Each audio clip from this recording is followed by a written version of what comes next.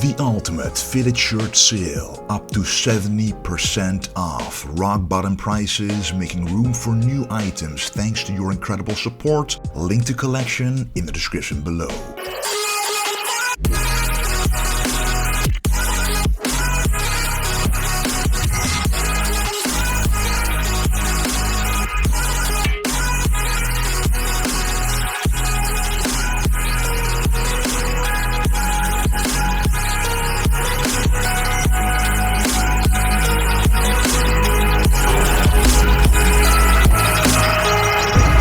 What's up guys, welcome to Vintage Genetics, where it is all about classic bodybuilding. Today is going to be an awesome old school chest workout for mass. So let's get right into it with the incline bench press on the slightest possible incline, using it on a strength machine for maximum control of the stretch and the contraction. So let's do this. Alright, so the first movement is the incline bench press on the strength machine, and as you can see, the incline is the slightest possible incline that this bench can go, and this is something I actually recommend to do anytime you can.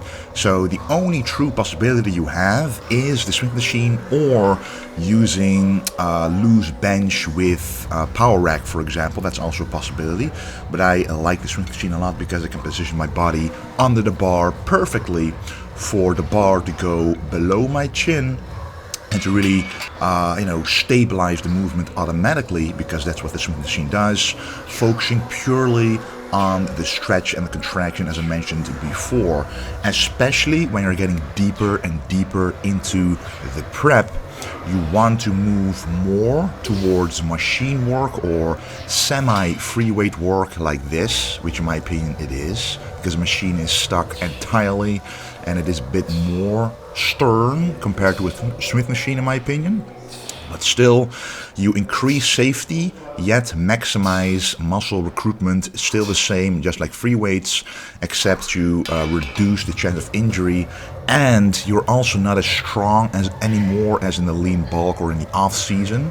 So when you try to do the same weights that you did before during the off season, and you try to do those weights during the prep in a free weight movement, if all of a sudden you didn't sleep that well, you weren't hydrated that much, and things compound that didn't really go that well for you that day, plus you're in a caloric deficit for a few weeks or months, you might make a tiny mistake, which might not cause a major injury, but it could cause like an impingement here and there, or with the shoulders for example, which makes all of the workouts afterwards less efficient, and you want all of the workouts to be as efficient as possible.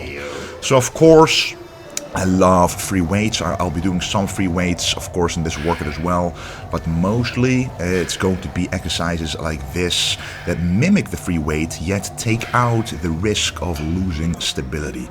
So again, the slightest incline means, and by the way, this is the first working set where I go to failure, but the slightest incline means that the front delts aren't involved as much compared to a 45-degree incline, where the front delts are included quite a lot.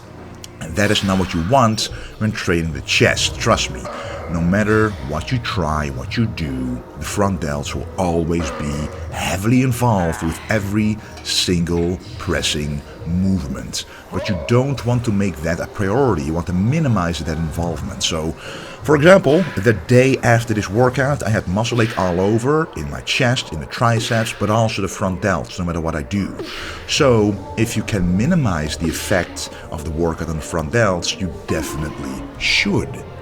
So the first two working sets were with the heaviest weight, around 8 to 9 reps, and the second working set is a bit higher rep range, and that's the third working set which I'm doing right here. So that is a lot lighter weight, and I'm doing this to get in a slightly higher rep range, but it's not as high as it would normally be, because only during the first few sets of the entire workout I have my full power capacity, but because I'm in prep, as the workout goes on, my fatigue climbs more and more, not allowing me to do as many reps as I could before.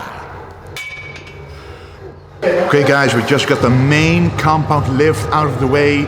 2 heavy working sets and 1 lighter to make sure I hit different rep ranges to cause the most muscle growth in the muscle of the chest. Now it's time for a chest press. So this is a very nice movement. When you already have warmed up the chest, you can feel the stretch much better. You better mind-muscle connection with the contraction as well. So let's get started on this and make sure the handles are pretty low so that your lower chest is being worked a bit more and not the front delt. So let's do this. Alright, so the chest press is another great movement to do to really target the chest without anything else.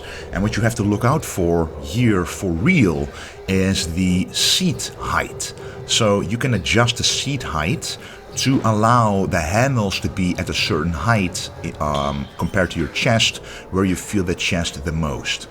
For some people they like it in a mid chest, for some people even like it in a high chest to be the handles there, but that will cause a lot of front delt activation. Again, that is not what we want. What I want is mostly the lower middle chest activation here without the front delts. So the handles are actually at the height of my lower chest, which allows me to only target the chest like a decline chest press would, which this looks a lot like, by the way. And this just feels amazing. You can get a really nice stretch, a really good squeeze and contraction without the front delts being involved. And that is very important, guys. And another way to prevent shoulder injury or impingement or irritation or inflammation or any of the above combined, you always have to pinch your shoulder blades together at all times. Some people, when they do the last few reps and they try to push out with all of their power, the shoulder blades become unpinched.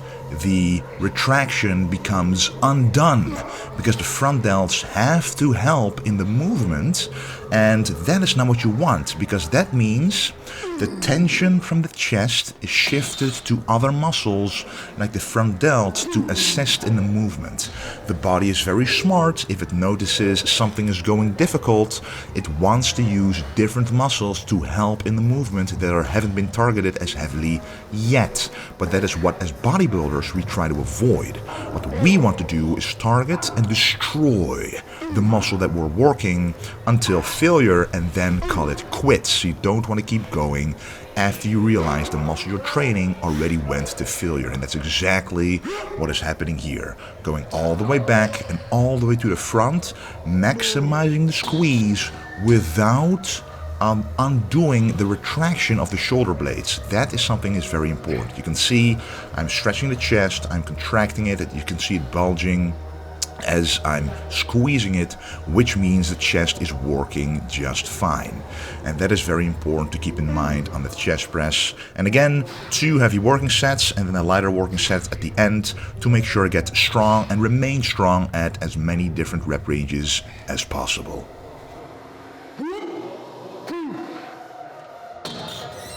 Next movement will be the incline dumbbell press. For some people, they like to do it at the beginning of the workout because then they're the strongest.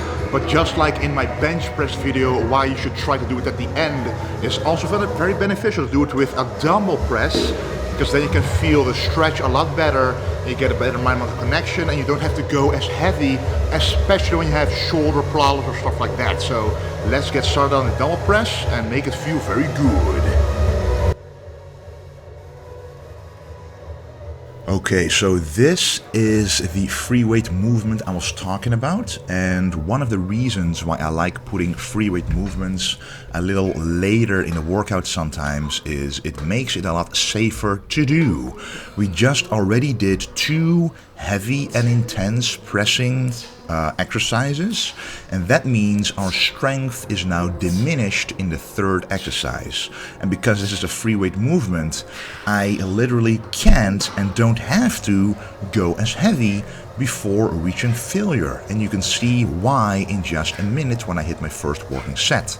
However, what is very important whenever you're doing the first free weight movement, always warm up properly. And here you can see all the blood being in the muscle. Of course, when you get a nice chest pump, that is the best possible way to see your upper body in the best possible light, because then you can actually see, okay, if I maximize everything on show day, if I get a very good pump, this is potentially the fullness I can achieve on stage.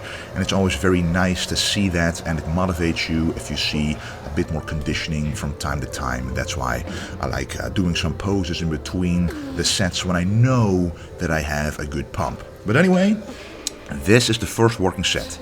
Even though it's an incline dumbbell press, normally I could still do 70 kilos per hand, and now it's 45 kilos per hand.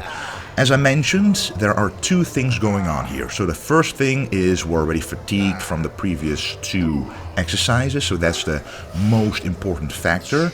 However, the second thing is you're deep into prep anyway.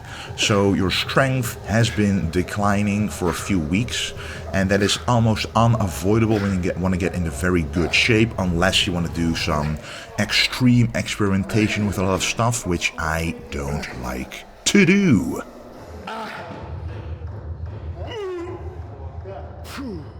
Okay guys, the last chest workout, exercise, will be the cable flies.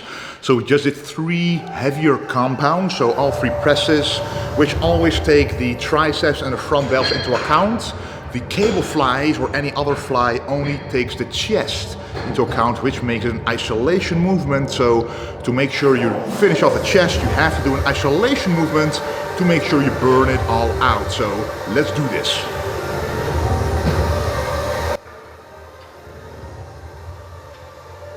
And then it is time to finish off the chest with some nice cable flies. Now you can see that you have a lot of cable fly variations. For example, the up to the high to low cable flies, the low to high cable flies, which targets the upper chest. But this is simply, I put the cable fly pulleys at the height of my shoulders.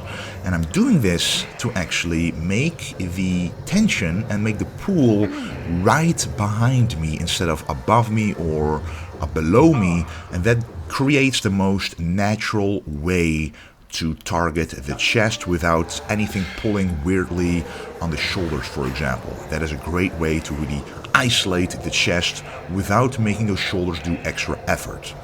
And I also like to do this because it's an isolation movement, and you can see that the entire chest is engaged from top to bottom. So the top is contracting, the bottom is contracting to the max, filling it up with blood to end the chest with.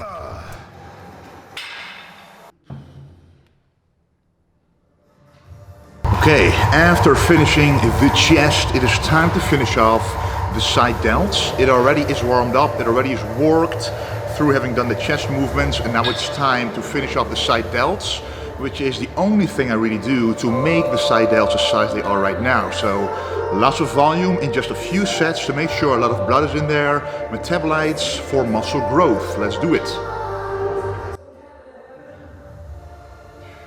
Side dumbbell lateral raises, guys. I have been doing these for years. This has been a staple, I think, for at least 5 years in my bodybuilding career. Ever since I was an amateur, turning pro, qualifying for the Olympia, I've never stopped implementing the side dumbbell lateral raise during the chest workout. That to me is the most efficient way to target the side delts without actually doing a separate shoulder day next to all your other workouts. So for people who follow me for a while, you know that I'm not training shoulders separately on a separate day.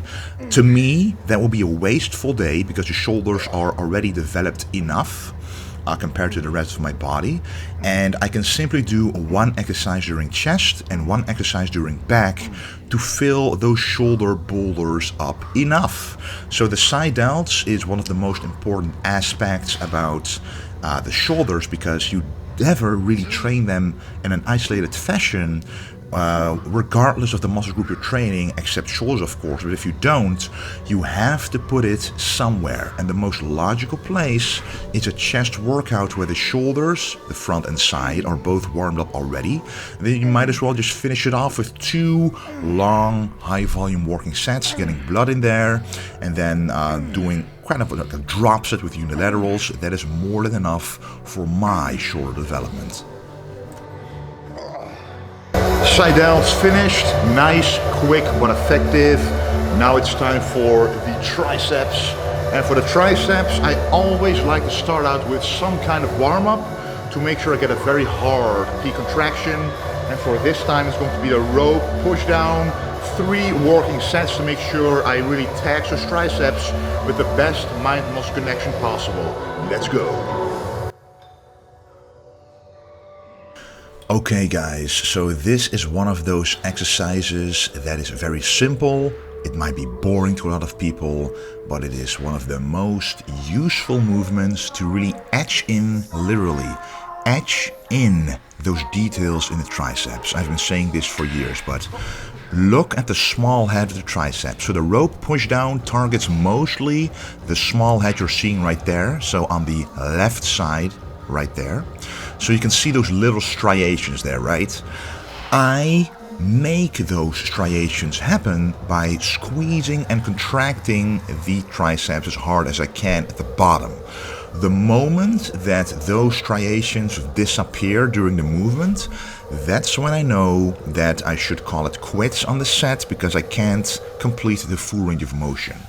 So a lot of bodybuilders have said, even though there's no true science or literature on it, that you can actually carve details in the muscle by going through a full range of motion, including the squeeze on exercises like this. And I firmly believe this.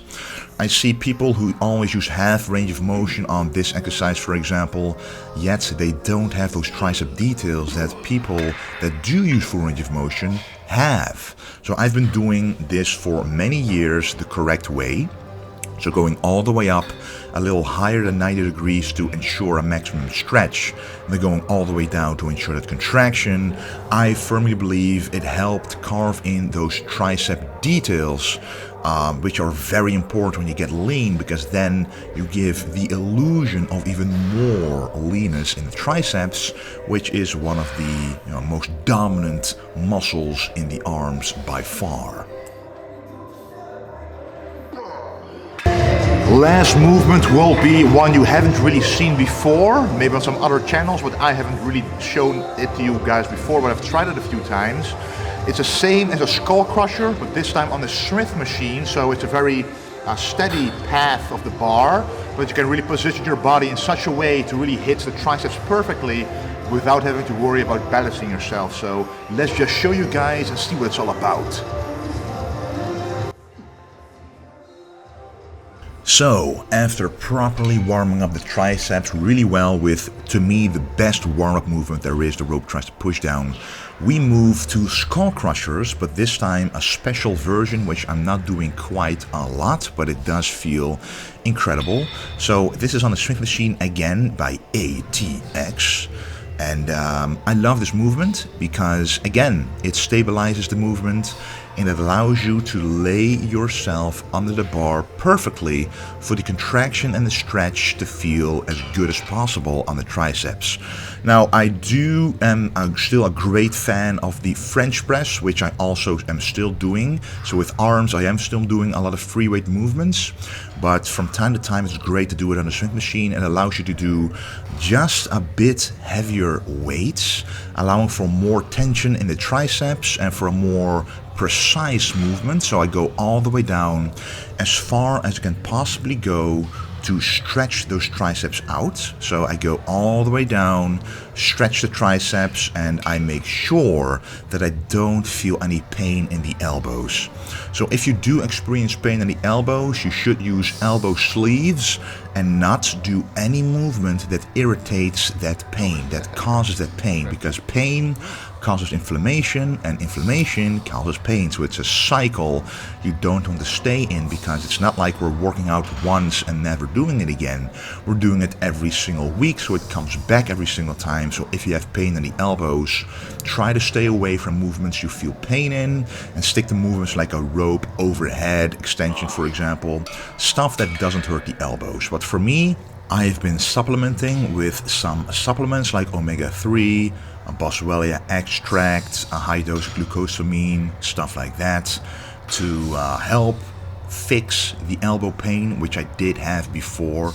It was caused by a very extreme range of motion French press, which the momentum was a bit too high, caused a little too much tension in the triceps, and then all of a sudden, for months, I had elbow pain. That is not what you want. So then you have to really be careful and do exercises if you don't feel. Supplement with the stuff I just said, and collagen, for example, as well is a great one. But anyway, more about this exercise. So we first did 2 heavy working sets with a heavy weight, which your triceps respond great to. But I always like to end on a lighter set, a lighter back off set, which I like to call it. And to make sure I do a few more reps, making sure that the range of motion is perfect, so going all the way down, stretching the triceps when I go all the way up. I don't necessarily contract or squeeze the triceps here, because with the rope pushdown, it takes effort to be in the squeezed position, but not for this one, because it's all on the joints. Okay guys, that was the workout of the day. Some nice chest movements, side delts, and the triceps. The triceps are a weak point, so I put a bit more working set effort into the triceps. But that was a workout, guys. Don't forget how to check vintagegenetics.com for all your clothing of old school style and of course vintage style. Anyway guys, thanks again for watching, and don't forget to stay golden.